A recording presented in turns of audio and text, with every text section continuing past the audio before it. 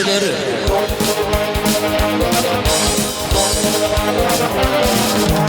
Ahey gözümde biten yumrular gel gel gel gel gel ey almamı dinar hatiza.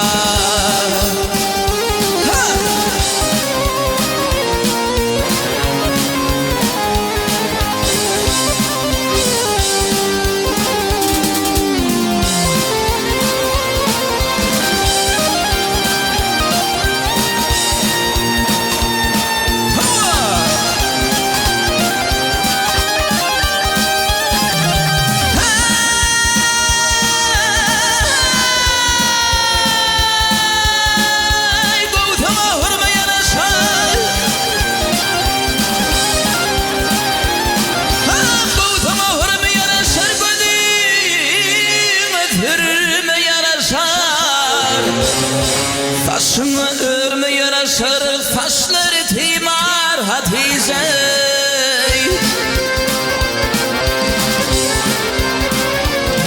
Ahidi diyer bu şerlere, ahidi diyer bu şerlere yar. Gel bu kadim kuyurtlara.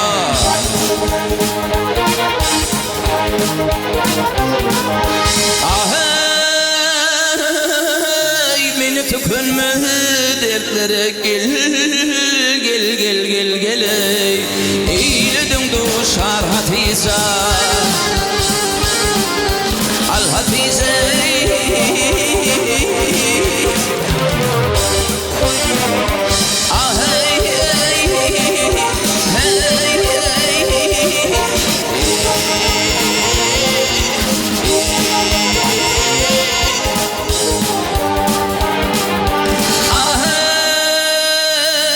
Tükünme dertlere gel gel gel gel gel ey hey eyledin duşar Hatice.